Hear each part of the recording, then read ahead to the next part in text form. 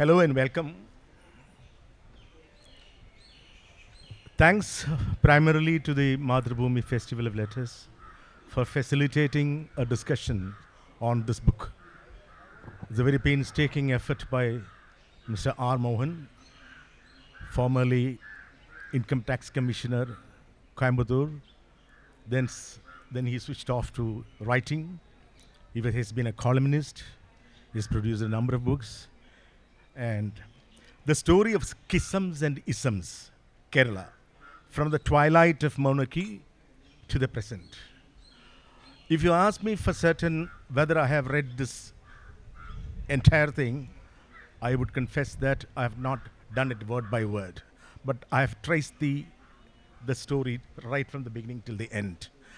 And what I can tell you is that it's a very painstaking, objective effort at trying to unravel the political trajectory of Kerala since formation on November 1st, 1956 to the current day.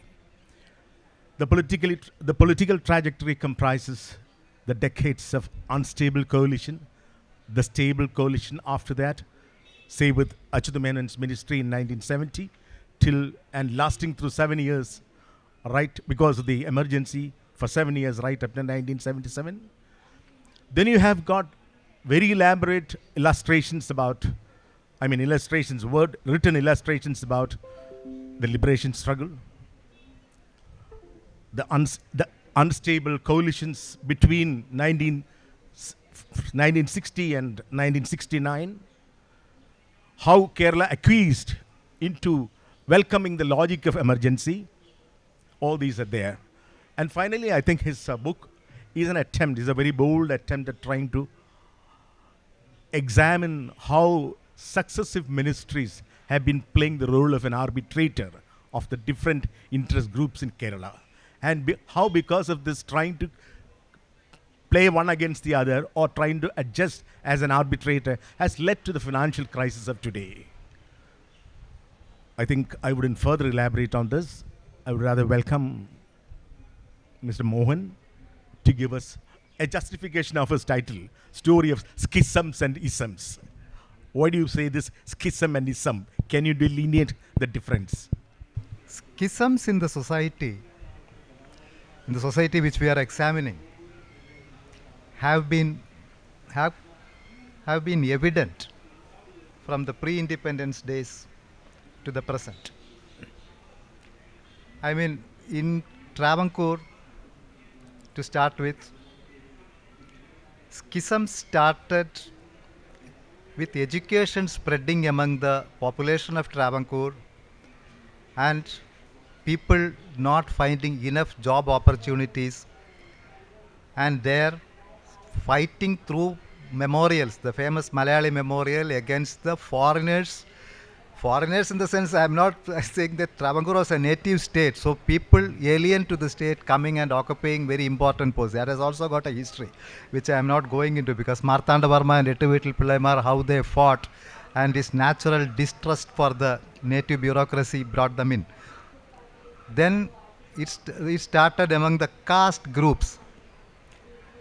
It was not a communal fight, but a fight for the fair share of the spoils of office among the educated that caused so many schisms in the society. This was there in Kochi, and in Malabar there are many experts who have studied. There were kinds of schisms which operated, and class politics which came into being with the Congress Socialist Party, which emerging into the Communist Party, the other socialists, and a lot of peasant movements and other started.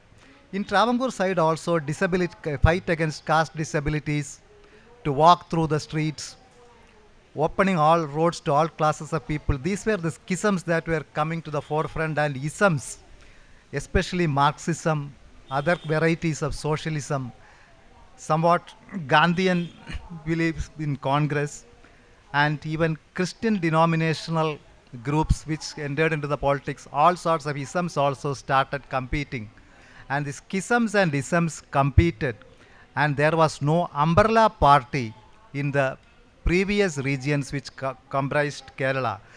unlike in other parts of India, especially north, where it was a congress system, as Rajani Kothari famously stated.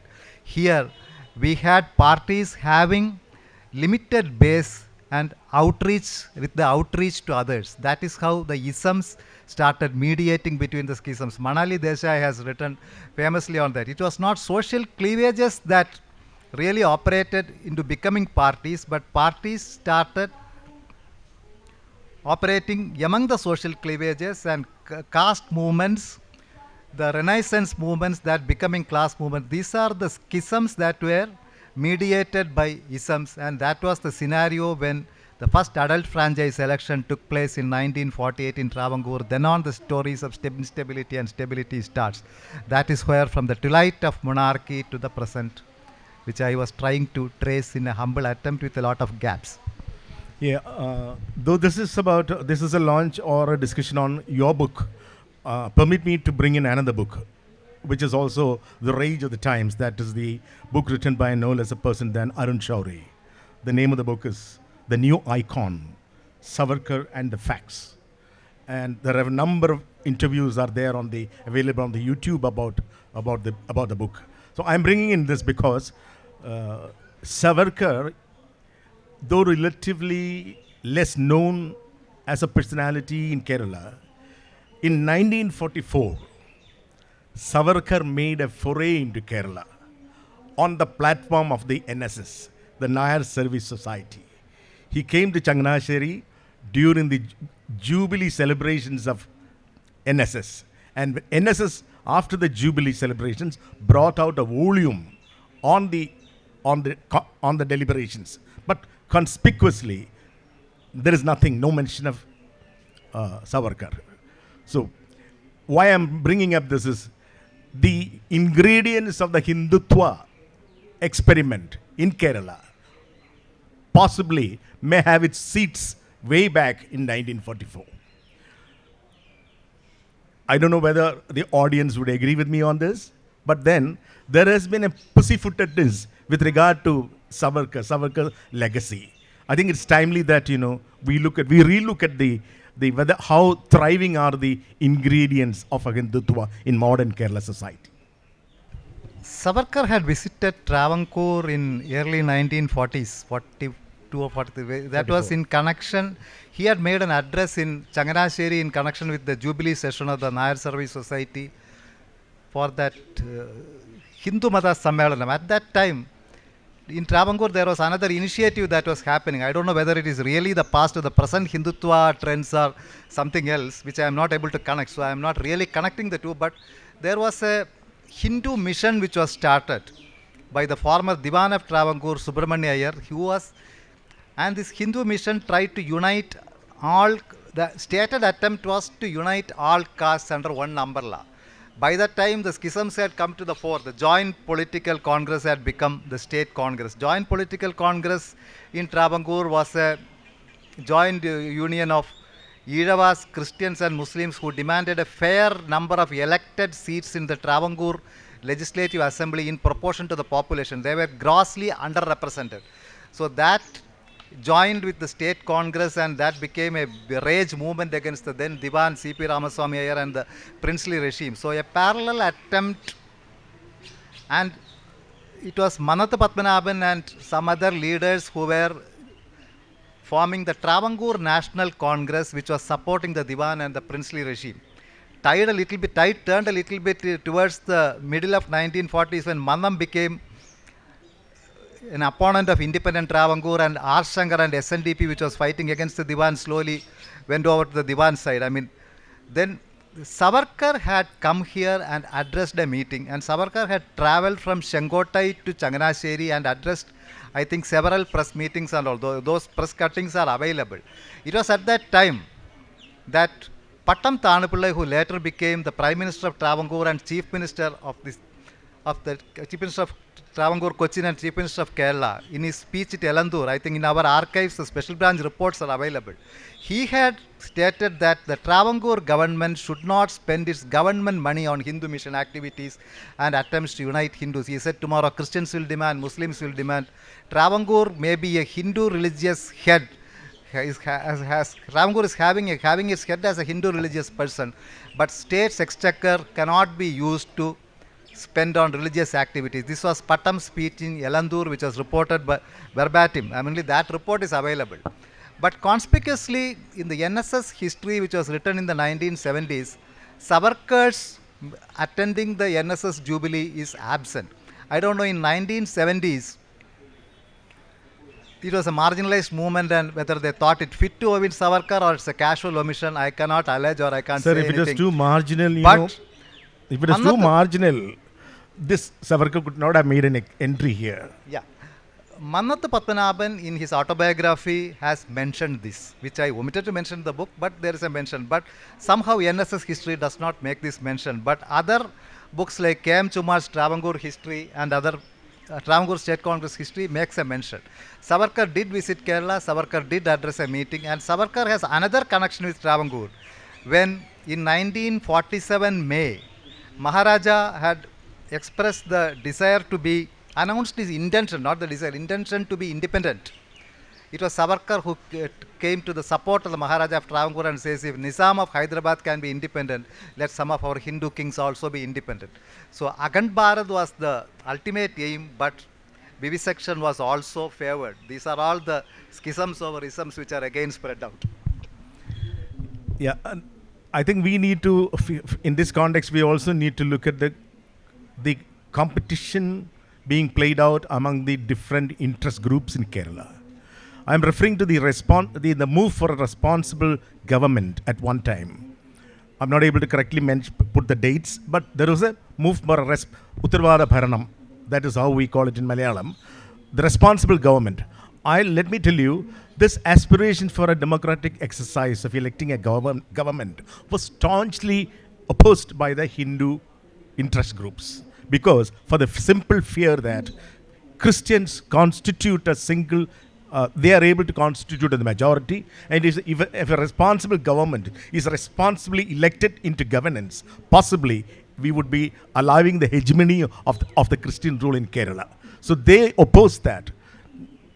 Why I try to tell you is this, because now there is a latent fear, which is also being expressed in different quarters, about the relative dwindling population of various groups, and how the Muslim population in Kerala is not able to register the same amount of decadal decline in its rate of population growth. So in that context, can we not brush aside this refrain of other communities being sidelined and the Muslims would rule the state, and this demographic imbalance that possibly might accrue on account of that? This is a question with a very far-reaching implication which I have not dealt in the book, but these are all apprehensions and fears of the minorities. These are all the cliche words of the majoritarianism that they are running through the country and the state. But coming back to the movement for responsible government, it was very clear at that time that Travancore's Christian population was around 30%. 32%, and Muslim population was 6 to 7%. I mean, at that time, a vast majority of Travancore people were from the Hindus only, and among the Hindu castes, there is a lot of struggles against disabilities.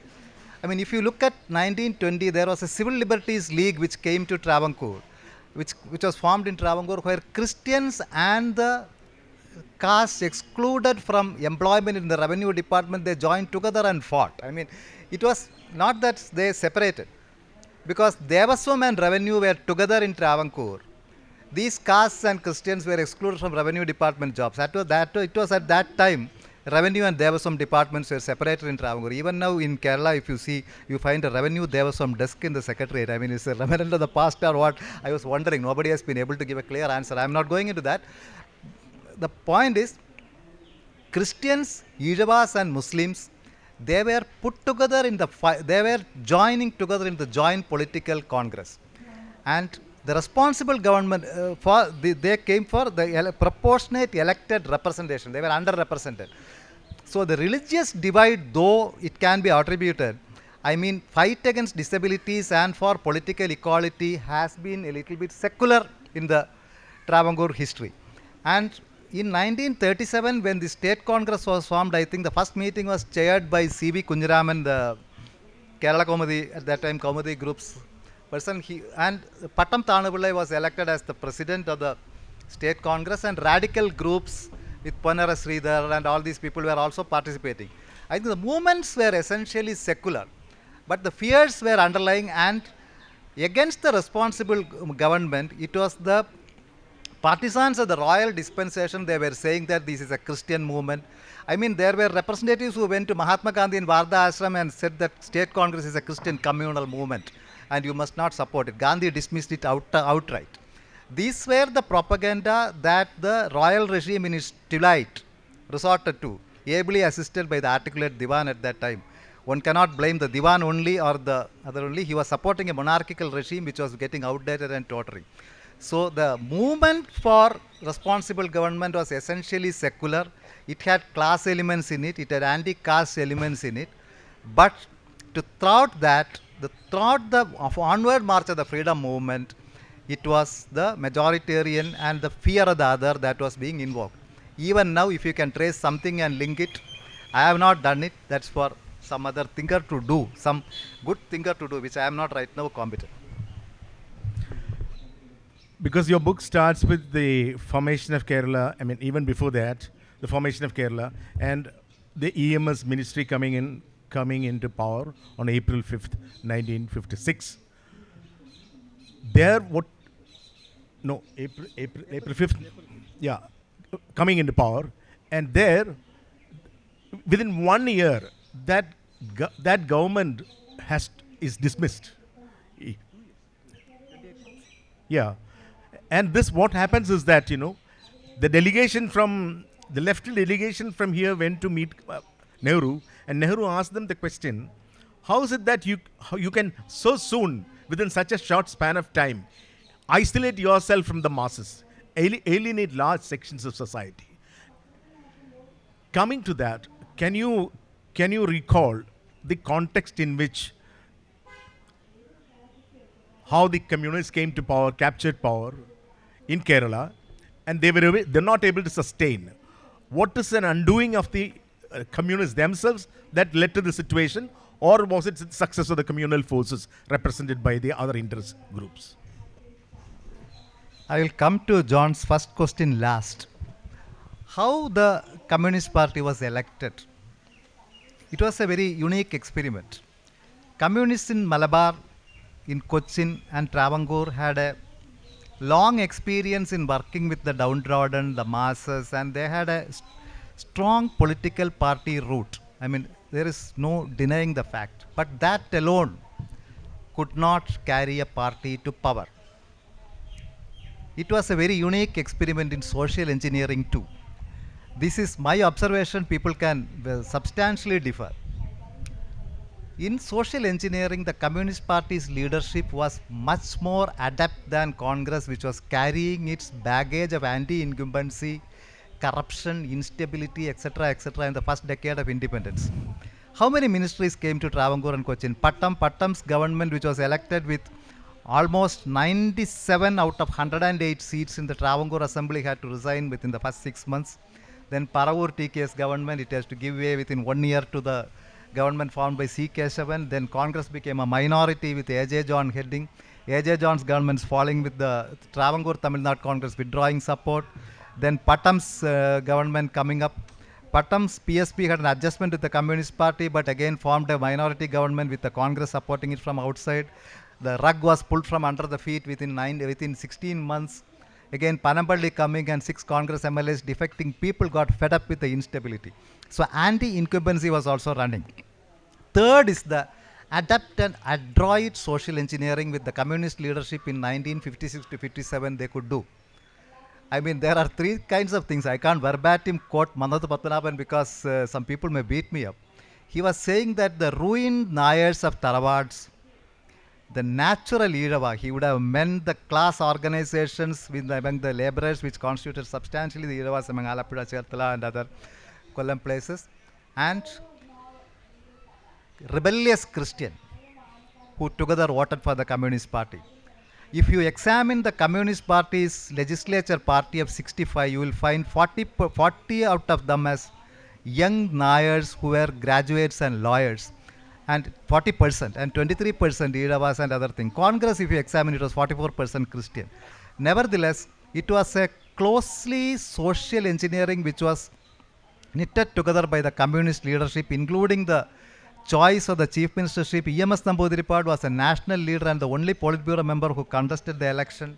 He was not in Kerala politics substantially. He was a national party leader at that time. He was a last minute entry in the Kerala's candidates selection, and he was a leader who was above the caste schisms of, I'm not saying class, but the caste schisms in Kerala. At that time, a Nayar leader, Irava, would have detested, Irava leader, Christians would have detested. How a pan-Kerala accepted leader came to the Communist Party. He was contesting. I mean, these are things which have been referred by writers, including Nositter, but there are no factual differences. I have been talking to some old generation people and they have given some tidbits of information. But it was an adept social engineering which the communist leadership could do at that time that saw the party to power. But it broke down just before the Vimochana Samaram or the liberation struggle.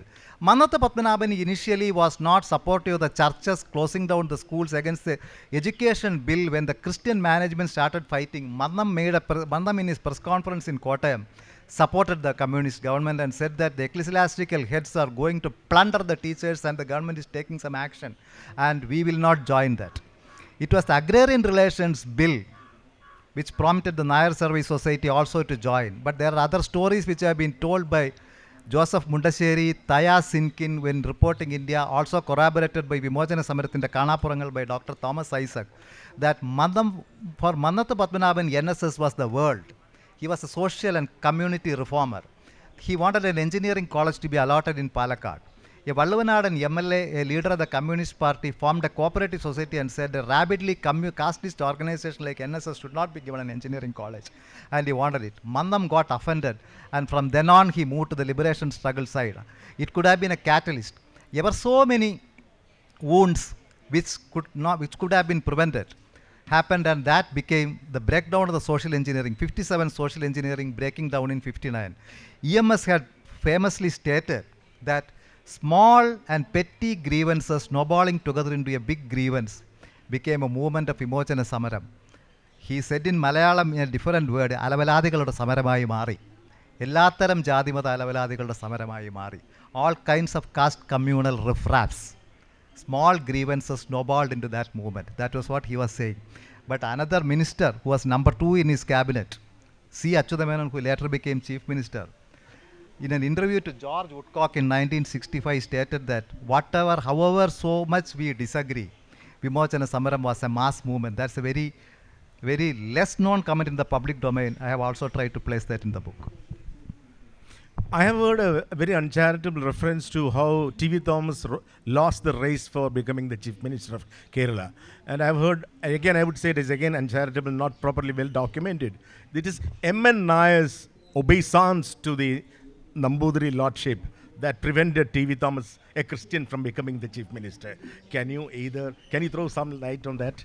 See, no one can throw a light on such a thing because the political rumor mill was abound with this statement. M.N. Govindan Nair, there was a assembly debate on October 22, 1969, which is available online in nemasabha.org. Any one of you can go and see that. M.N. Govindan Nair at that time was with the CPI, and EMS as CPIM's unquestioned leader, he was the chief minister of the 7-party United Front. The United Front was breaking up there were so many political reasons. CPI at the national level had moved over to the Congress alliance concept at that time, and they were walking out. And just before walking out of the government, there was MN had resigned from the government. I'm not going into Ayan Mullah Commission and all those things. And under Rule 277, MN made a statement of resigned ministers.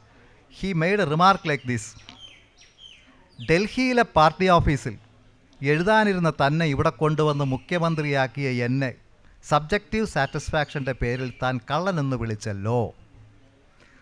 You were sitting and writing something in Delhi's party office. I brought you here and made you chief minister, and you called me a thief on subjective satisfaction. EMS reply was more interesting. He said that I am not using the abusive language you, M.N. Govindan Nair, made in this. He called me by caste name. I was not a vagabond sitting in Delhi. I had 40 years long political experience, and I was sitting in Delhi as part of the party's decision. And when party wanted my services here, I came here. And in that, Yemen as the party secretary has played a stellar role. I am not denying it. These are two things which came from two horses' mouth. So Yemen as party secretary had preferred EMS as the chief minister is undoubtedly true. Nositra has stated this, but T.V. Thomas was opposition leader in Travancore, Cochin.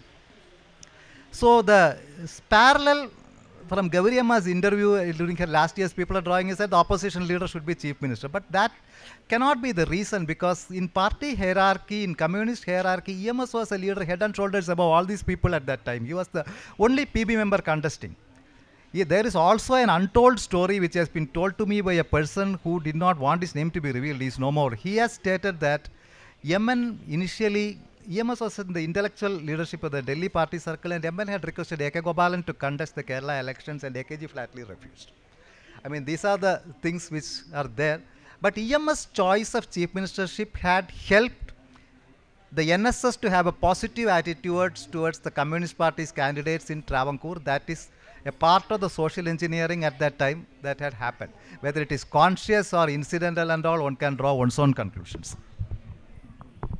When we read the book and when we come to the emergency phase of it, we understand the tremendous dilemma that overwhelms you, because we claim to be a modern society.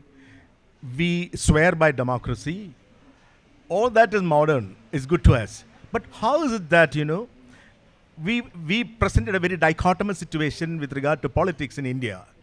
In India, when the emergency was lifted, Mrs. Gandhi was thrown out. But Mrs. Gandhi's party in Kerala became so triumphant. How could Kerala, if it has such real democratic credentials, elect a repressive regime in Kerala? Maybe much of it was not known. There is a gag on the press and all that. But you seem to have taken a position that, we have still not matured as a democratic polity. I think you should elaborate on that. This is a view which can be hotly contested by so many people. I do believe that the verdict of 1977 in Kerala is a slur on the face of the enlightenment which we claim in Kerala. Because by that time, coalitions had become stable. Isms had been thrown to the winds. Schisms had taken a back seat. Congress, which was against the alliance with Muslim League in the 50s, reluctantly in 1960s was happy with the Muslim League. CPI, which told the CPI-M, which was newly formed in 1965, that if you are having seat adjustments with the League, we will not ally with you. That was how the left unity broke in 1965. CPI was happy with the Kerala Congress. And National Democratic Party, an outfit of the NSS, which wanted reservation on economic basis, was happy to sit with Muslim League, which was against reservation on economic basis. So there were contradictions abound. But it was sharing the spoils which mattered all. When every single interest group was placated, human rights and democracy had taken a back seat. As a literate society which claims a revolutionary past and enlightenment as its beacon lights, how could a citizen of Kerala support emergency in which not only right to life was taken away, right to life and liberty could not be enforced by going to courts? It can be stated that much of the excesses came out later, but this can be attributed to one reason. In the post-land reform or agrarian reform Kerala society, much of the middle farmer and embourgeois society were against the strikes of agricultural laborers. Agricultural laborers who couldn't find much of the employment, that agricultural labor agitation was very, very rampant in the Kuttanad area and other areas, and these small farmers, which became a very sizable vocal section, they were against agitations. People were happy with trains running on time, schools and colleges functioning effectively, and Kerala society with its middle class preponderance had developed a strike fatigue by 1975. They thought democratic rights and human rights, whatever their intrinsic value be, they are avoidable irritants for a peaceful life. This is something which is a prahelika, or some kind of a thing which is inexplicable, a riddle. Even when now we say that we are more enlightened than many other states in India, the 1977 stares at your face. It's a question which has seldom been answered effectively. As a layperson, I beg to differ on this, because if I were to live through those times between 1970 and 75, the amount of social chaos was so bad, so worse, that we had come, as you said, the strike fatigue in Kerala. Everything was total chaos. We were spinning out of control. So I would rather say the imposition of emergency may be a transient phenomenon in Indian history. So I would rather sit back and enjoy this kind of peace returning to social polity at that time. Possibly at a later date, people would have the courage to throw out a dictatorial regime. And possibly that was proved also. Say after two years, she had to withdraw the emergency and she had to reap the fruits of that kind of imposition of emergency. That's my view. Okay. In the book, there are two personalities that you have described. We have gone through stalwarts from the birth of Kerala till now. But you are referring to two politicians. Pattam Thanapulla, it's beyond even the scope of my imagination, because people of my age know very little of Pattam Thanapulla. But the other person maybe we can vividly recall. That is the personality of the late C. Achyutha. And I would like to bring it up because in that chapter, you have quoted Robin Jeffrey, a social scientist who specialized on Kerala. He compares the personalities and the statesmanship-like qualities of Achyutha Menon and that of Dr. Manmohan Singh. Both were reluctant office bearers. Manmohan Singh was a finance minister before he was handpicked and catapulted to prime ministership. Achyutha Menon was also a finance minister in the first EMS ministry, and he was also reluctant to take up the office. He wanted to be away.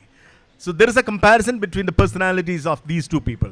You have done in-depth study on what Robin Jeffrey has done. I think that is something that can be enunciated here. Robin Jeffrey's study is available for a free download on the web in Warwick University's site. He was essentially comparing Achyutha Menon with Manmohan Singh. Manmohan Singh recently passed away. Achyutha Menon was a forced entry into the chief ministership because his party at that time, they had a very narrow mass base. They were fighting to take over the leadership of the United Front from CPIM, whose mass base was much, much larger than what the CPI had even today. At that time, much more. So Achyutha Menon, I think, reluctantly came to Kerala politics, and as CM Stephen calls it, he was a renouncer always. If you don't want me, I am ready to go. When that kind of an approach was there, and he was an arbitrator who could arbitrate the political conflicts at that time, good, bad and ugly conflicts at that time, because of his personal charisma or capabilities. He was a very brilliant, he was a student with a very brilliant academic career. I am not going to the emergency aspect of it, which I have mentioned in the book. That will take a long time, because I have made a balanced assessment of his chief ministry during emergency too. And Manmohan Singh again is an entry was forced into. But Achyutha Menon was a politician who had a long innings in politics, but Manmohan Singh was never a politician. But Manmohan Singh was also a product of circumstances where big leaders had to be kept away. Achyutha Menon came because M.N. Govindan Nair could not take up chief ministership because he was facing Mulla Commission. So N. Srikantan Nair refused. And CPI at that time and the RSP will not agree for a Congress chief minister. So K. Karunakaran or K.C. Abraham Master was not a choice. So circumstances threw him up. And insofar as stability is concerned, both of them proved to be effective. Other parts I am not saying, I have differences. They could run a full term, they could ensure re-election of their friends. Manmohan Singh could also run a full term, he could ensure re-election. Third thing, I think UPA miserably lost. And the United Front in 1977, because of political compulsions, had to break up. So Achyuta Menon and Manmohan Singh were compared like that. Pattam Thanupulla is a much misunderstood person, much hardly understood person. He has been a Gandhian. He came out of the Congress first. He joined the Socialist Party, created an opposition space in the assembly, and he has his own space. I mean, his other aspects we discussed. I am not going into that much right now, I think. I think the homilies can stop here and leave the field open for questions. If you can confine yourself to things that are in the book, basically what we discussed, that'll be easy, because you may have your own political ideas.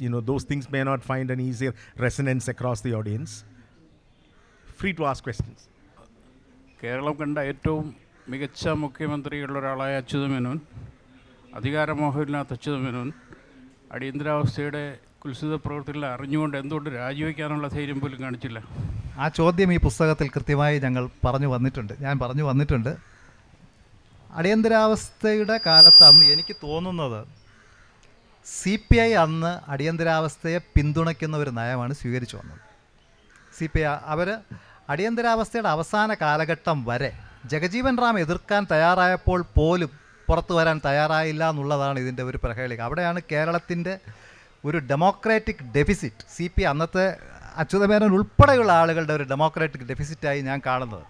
അദ്ദേഹത്തിൻ്റെ വേറെ കോൺട്രിബ്യൂഷൻസിനെല്ലാം നമ്മൾ അംഗീകരിച്ചുകൊണ്ട് തന്നെ ഈ കാര്യത്തിൽ ഒരിക്കലും അംഗീകരിക്കാൻ പറ്റാത്തൊരു കാര്യം, ഒരു രാജൻ കേസിനെ ബന്ധപ്പെടുത്തിയല്ല നമ്മൾ അടിയന്തരാവസ്ഥയെ കാണേണ്ടത്. പല പല ലോക്കപ്പ് മർദ്ദനങ്ങളും പിന്നീടും വരുന്നുണ്ട്. പക്ഷേ മനുഷ്യന് ശബ്ദിക്കാൻ കഴിയില്ല എന്ന് വരുന്ന ഒരു കാലഘട്ടത്തിൽ കേരള സർക്കാർ സുപ്രീം കോടതിയിൽ നടത്തിയ ഒരു ആർഗ്യുമെൻ്റ് ഉണ്ട് അന്നത്തെ കാലത്ത്.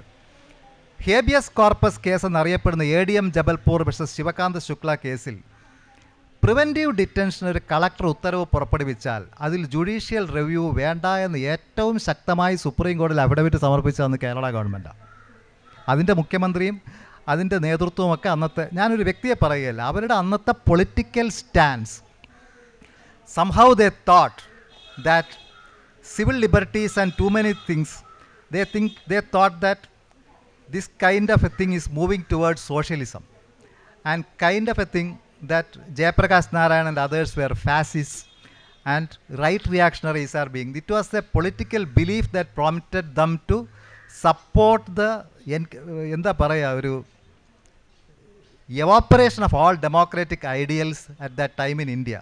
അതിൻ്റെ ഗിൽറ്റ് ആരൊക്കെ ഏറ്റെടുക്കണമെന്ന് ചോദിച്ചാൽ പലരും ഏറ്റെടുക്കേണ്ടി വരും, അത് ഒരാൾക്കല്ല. അത് എന്തുകൊണ്ട് രാജിവെച്ചില്ല എന്നുള്ള ചോദ്യമൊക്കെ അവരുടെ പാർട്ടിക്കകത്ത് അദ്ദേഹം രാജ്യസന്നദ്ധ പ്രകടിപ്പിച്ചു എന്നൊക്കെ കേൾക്കാറുണ്ട്. അതൊന്നും നമ്മൾ പ്രിവിയായിട്ടുള്ള കാര്യങ്ങളല്ല. പക്ഷേ ഇതിന്നും മലയാളിയുടെ ഒരു ഡെമോക്രാറ്റിക് കോൺഷ്യൻസിന് ഒരു വളരെ it's pricking question according to me. ഈയിടയ്ക്ക് ഒരു പുസ്തകം വായിച്ചു, ഗാങ്സ്റ്റർ സ്റ്റേറ്റ്, നമ്മുടെ CPIM വെസ്റ്റ് ബംഗാളിൽ 34 വർഷത്തിന് ശേഷം. അപ്പോൾ ഈ പുസ്തകത്തിൻ്റെ ഇന്നത്തെ അവസ്ഥ, ഇവിടെ നിന്ന് നമ്മൾ മുമ്പോട്ട് എങ്ങനെ നോക്കിക്കാണുന്നു? ഒരു മമതാ ബാനർജിയുടെ അഭാവം കേരളത്തിന് ഫീൽ ചെയ്യുന്നുണ്ടോ? ഒരു ചോദ്യം കൂടെ. ഇപ്പോൾ 2 പ്രവാസമാണിപ്പോൾ നമ്മുടെ കേരളം അനുഭവിച്ചുകൊണ്ടിരിക്കുന്നത്.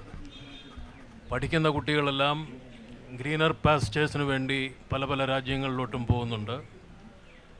സെമി സ്കിൽഡും അൺസ്കിൽഡും ജോലിക്കാർ ബംഗാളികളെന്ന പേരിൽ അറിയപ്പെടുന്ന ഒത്തിരി പേര് ഇങ്ങോട്ടും വരുന്നുണ്ട്. അപ്പോൾ ഇതിൻ്റെ ഒരു ഭാവി ഈ രണ്ടെണ്ണത്തിലും ഒന്ന് സബ്സ്റ്റാൻഷിയേറ്റ് ചെയ്താൽ നന്നായിരുന്നു. കേരളത്തിലൊരു മമതാ ബാനർജി ആവശ്യമുണ്ടോ എന്നുള്ള ചോദ്യം, ഇത് 1982 കേരള നിയമസഭയുടെ 25ാം വാർഷികം നടന്നപ്പോൾ പ്രൊഫസർ KN രാജ് ഒരു പ്രസ്താവന നടത്തി. കേരളത്തിൽ ഒരു ലീഡറെ പ്രൊജക്റ്റ് ചെയ്ത് ഒരു പാർട്ടിക്കും ജയിക്കാൻ കഴിയാത്ത അവസ്ഥയുണ്ട്. കാരണം അംബർല പാർട്ടീസ് കേരളത്തിലില്ല. മാസ് മൂവ്മെൻറ്റ്സ്, മാസ് സപ്പോർട്ടുള്ള പാർട്ടിയുടെ ഔട്ട്റീച്ചാണ് അവർക്ക് വേണ്ടത്. അതുകൊണ്ട് ഐക്യമുന്നണി രാഷ്ട്രീയം രൂഢമായ ഒരു കേരളത്തിൽ ഒരു മമതാ കാറ്റുപോലെ അടിച്ച ഒരു പാർട്ടിയിൽ വരാൻ കഴിയുമോ എന്ന് ചോദിച്ചാൽ കഴിയില്ല എന്നാണ് എനിക്കിപ്പോഴത്തെ അഭിപ്രായം. ഞാൻ ഭാവിയെപ്പറ്റി പറയാൻ തയ്യാറല്ല. ഗാങ്സ്റ്റർ സ്റ്റേറ്റ് അത് പശ്ചിമ ബംഗാളിൽ ഇടതുമുന്നണി ഭരണം അവസാനം അതിലുണ്ടായ ഡെക്കഡൻസും അതിലുണ്ടായ ഗ്രാസ് റൂട്ട് ലെവൽ പ്രശ്നങ്ങളെപ്പറ്റിയാണ് പറയുന്നത്. വളരെ അത് അന്ന് അവരുടെ സി പി എമ്മിൻ്റെ വിദ്യാർത്ഥി പ്രസ്ഥാനത്തിൽ നിന്ന് പ്രവർത്തിച്ച ഒരാളാണ് അത് എഴുതി വന്നത്. പക്ഷേ വെസ്റ്റ് ബംഗാളിൽ അന്ന് ബുദ്ധദേവ് ഭട്ടാചാര്യക്കെതിരെയോ അന്നത്തെ മന്ത്രിമാർക്കെതിരെയോ ഒരു അഴിമതി ആരോപണവും ഉണ്ടായിരുന്നില്ല. പക്ഷേ 34 വർഷത്തെ ഭരണം, കേരളത്തിൽ ഭരണം ഓൾട്ടർനേറ്റ് ചെയ്ത് വരുന്നു, ശക്തമായ ഡെമോക്രാറ്റിക് സ്പേസസ് ഉണ്ട്, പഞ്ചായത്ത് തലം വരെ എല്ലാ കക്ഷികളും ഭരിക്കുന്നു. അപ്പോൾ ഒരു ഗാങ്സ്റ്റർ സ്റ്റേറ്റിലോട്ട് കേരളം പോകുമെന്ന് ചോദിച്ചാൽ അത് പറയാൻ ബുദ്ധിമുട്ടാണ്. There can be gangsterism in Kerala, there can be banality of the violence in Kerala. പക്ഷേ കേരളം ഒരു ഗാങ്സ്റ്റർ സ്റ്റേറ്റായി മാറാൻ, ഒരു സർവാധിപത്യ സംസ്ഥാനമായി മാറാൻ ബുദ്ധിമുട്ടാണ്. ഉന്നത വിദ്യാഭ്യാസത്തെപ്പറ്റി ചോദിച്ചാൽ ഞാൻ യോജിക്കുന്നു. കേരളത്തിലെ ഉന്നത വിദ്യാഭ്യാസ രംഗത്തെപ്പറ്റി എന്തെല്ലാം ഇനിഷ്യേറ്റീവ്സ് എടുക്കുന്നുണ്ടോ ധാരാളം നടക്കുന്നുണ്ട്. പക്ഷേ ഇന്ന് പല കോളേജുകളിലും കോഴ്സുകളിൽ പഠിക്കാൻ കുട്ടികളില്ല എന്നുള്ളൊരു പ്രശ്നം വന്നിട്ടുണ്ട്. ഇത് അഡ്രസ്സ് ചെയ്യപ്പെടുന്നില്ല എന്നാണ് എൻ്റെ വ്യക്തിപരമായ വിമർശനം. കേരളത്തിൽ നിന്ന് ആളുകൾ നല്ലതല്ലാത്ത സർവകലാശാലകളിലേക്ക് പോലും കടം വാങ്ങിപ്പോകുന്ന ഒരവസ്ഥ ഉണ്ടായിട്ടുണ്ട്. ഇതെന്തുകൊണ്ട്, ഈ സോഷ്യോളജി എന്തുകൊണ്ട് സംഭവിക്കുന്നു എന്ന് നമ്മൾ വളരെ ഗാഢമായി ആലോചിക്കേണ്ടതുണ്ട്.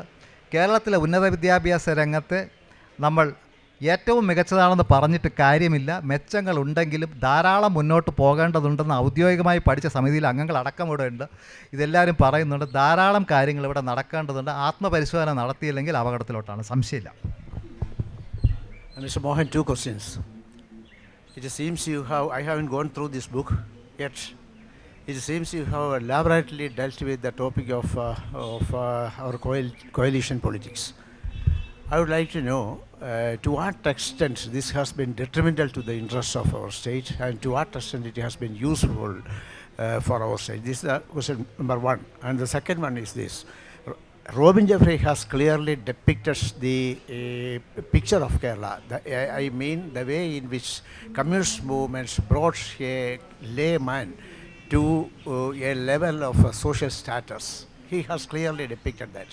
But I doubt whether you have been totally silent as to this aspect, whether your book keeps the society in the dark as to the way in which the communist movement played a crucial role in this sector. പ്രഭാർമ സാറിൻ്റെ second question first. Robin Jeffrey കേരളത്തിലെ മെറ്റർലിനി, Marxism and birth the communist party എന്നുള്ള സാധനം അത് വളരെ elaborate ആയിട്ട് ആ പുസ്തകത്തിൽ ഡീൽ ചെയ്തിട്ടുണ്ട്. ചോദ്യം വരാത്തതുകൊണ്ട് ഞാൻ പറയാത്തതാണ്. അതുപോലെ ഒരു ക്രിസ്റ്റൽ വേസ് പൊട്ടുന്നത് പോലെ സമൂഹം ഇങ്ങനെ പൊട്ടിയപ്പോൾ മാർക്സിസത്തിൻ്റെ യൂസ്ഫുൾ റോളിനെ പറ്റി റോബിൻ ജെഫ്രി പറഞ്ഞതിനെപ്പറ്റി ഞാൻ പ്രതിപാദിക്കാൻ ശ്രമിച്ചിട്ടുണ്ട്. അതുണ്ട് പുസ്തകത്തിൽ, വന്നില്ല. ഇനി 2, കേരളത്തിലെ coalitions in how far they have been useful. ഒരു ഹൈ റോഡ് ഓഫ് ഓട്ടോക്രസിയിൽ കേരളം പോകാതെ തടഞ്ഞു നിർത്തിയതിൽ ഒരു ചെക്ക് ആൻഡ് ബാലൻസസ് ആയിട്ട് കേരളത്തിലെ കൊയലിഷൻസ് എപ്പോഴും നിലകൊണ്ടിട്ടുണ്ട്. The determinal part if you come, it has resulted in placating one interest group against the other interest group, and finally the state looking back or sitting back as a onlooker or an arbitrator. ഇവിടെ പ്രശ്നങ്ങളുണ്ട്. കേരളത്തിൽ retirement age 56. ഞാൻ വ്യക്തിപരമായ അഭിപ്രായങ്ങളാണ് പറയുന്നത്. ഇന്ത്യയിലെ ഒരു സ്റ്റേറ്റിലും retirement age is not 56. യൂത്തിൻ്റെ പ്രശ്നമുള്ളതുകൊണ്ട് ഇത് തൊടാൻ കഴിയുന്നില്ല. ഇത് ഒന്ന് ആക്കിക്കഴിഞ്ഞാൽ യൂത്തിൻ്റെ പ്രശ്നമുണ്ട്. കേരളത്തിലെ എയ്ഡഡ് കോളേജ് ഇഷ്യൂസ്, എയ്ഡഡ് കോളേജുകൾക്ക് ശമ്പളം കൊടുക്കുന്ന സ്റ്റേറ്റ് എക്സ്ചക്കറിലാണ്. എയ്ഡഡ് കോളേജ് റിക്രൂട്ട്മെൻറ്റിൽ സ്റ്റേറ്റിന് യാതൊരു കൺട്രോളുമില്ല. ഇങ്ങനെ തുടങ്ങി 1, 2, 3 തുടങ്ങി ധാരാളം പ്രശ്നങ്ങൾ കേരളത്തിലെ ഇൻട്രസ്റ്റ് ഗ്രൂപ്പ്സിൻ്റെ കൊയാലൈസിങ്, interest groups representing small and big parties in a coalition and also in social groups. This has been detrimental in taking any significant forward step. മുന്നോട്ട് പോയാൽ പിന്നോട്ട് വരണം, ആ രീതിയിലായിട്ടുണ്ട്. ഇതാണ് കോയലിഷൻ പോളിറ്റിക്സ് നമുക്ക് വെക്കുന്ന ഒരു പെർമനൻറ്റ് ചെക്ക്മേറ്റ്. പ്രഭാവർമ്മജി, താങ്കൾ ചോദിച്ച ഈ ഡെട്രിമെൻ്റൽ ഇഫക്ട്സിനെ പറ്റി ഞാനൊരു കൊറോളറി ചോദിച്ചോട്ടെ. അതായത് the plight in which Kerala politics is today, the plight in which the Kerala polity is languishing as a result of this coalition experiments coming to the stage. You in your book you in your book has referred to people do not have the stamina or the courage to call the state of undress of the emperor. If the emperor is naked, like the little boy, how many people summon up the courage and to say the king has no clothes on him? I think in Kerala society, the problem is that independent, objective opinions are lacking. You look at the brand, you look at the band to which brand that particular person belongs. That is how this assessment takes place. I would like to recall, in your book, there is a reference to K. Damodaran, who, I can give one small incident because it happened near my place in Kollam. Chandanathopu Vedivepa. When the news reached the state committee or the conclave of the party leaders in Trivandrum, they were all aghast. They were surprised that police should shoot to kill people, laborers, under a communist government. But then the analysis, the dialectics came out that this has been done by the police. We can't sap the morale of the police, so we have to justify that. K. Damodaran, who had a different standpoint on this, was asked to go to Chandanathopu and explain to the people. But that night he came back and he could not sleep. Subsequently, the next day, the party asked him to go and make a similar explanation before meetings. He refused to go. This freedom to decline the diktat of a party. At those times, not now. Party has undergone so much of democratization after that. But then, K. Damodaran had that guts to do that. Are we not lacking it today? I don't say even in the party, not only in the party, anywhere else. You look at what you need to get from office. What are the spoils of office? You do that. Your opinions are not free. Kerala also is facing a backslide of descent agam because channel ചർച്ചകളെ നോക്കൂ. ഒരു വസ്തുതയെ ആസ്പദമാക്കിയല്ല ചർച്ച, ഒരു അജണ്ടയിൽ കൊണ്ടങ്ങ് വിടുകയാണ്. അതുപോലെ ഞാനിപ്പോൾ ഒരു കാര്യം പറഞ്ഞ് ഇവൻ്റെ ബാക്ക്ഗ്രൗണ്ടാണ് ആദ്യം അന്വേഷിക്കുന്നത്, ഇവൻ പറയുന്നതിൻ്റെ മെറിറ്റോ ഡീമെറിറ്റോ അന്വേഷിക്കപ്പെടുന്നില്ല. So there is some kind of a bias in every discussion. And കേരളത്തിൽ ഇന്നൊരു പ്രശ്നം, a public intellectual tribe has been fading away. നമുക്ക് ധാരാളം ആളുകളുണ്ടായിരുന്നു പാർട്ടികൾക്കുള്ളിൽ, പാർട്ടികൾക്ക് പുറത്ത്, പൊതുസമൂഹത്തിൽ. This kind of a thing is fading. This is unfortunate. It's coming up also. But many of the discussions are based on personal rivalries. I don't like the present ruler, so I will say something against him. I have to say every day say against him. I don't like the opposition leader. I have to say something against him. ഒരു ഇഷ്യൂവിനെ ഒബ്ജക്റ്റീവായിട്ട് analyse ചെയ്ത് this is my alternative എന്ന് പറയുന്ന എത്ര discussion Kerala സൊസൈറ്റിയിൽ നടക്കുന്നുണ്ട്. This is the decadence we are facing. This is very unfortunate. ഇത് പറയുന്നതിൻ്റെ ഇടം ചുരുങ്ങി വരുന്നു. 1980കളിലും 90കളിലും 76-ൽ കെ ദാമോദരൻ പറഞ്ഞത് പാർട്ടി ഡിസിപ്ലിൻ്റെയും അതിൻ്റെ പുറത്തുള്ള കാര്യങ്ങളാണ്. പൊതുസമൂഹത്തിൽ തന്നെ we are becoming a whispering society and not a discussing society. ഇതൊരു പ്രശ്നമാണ്.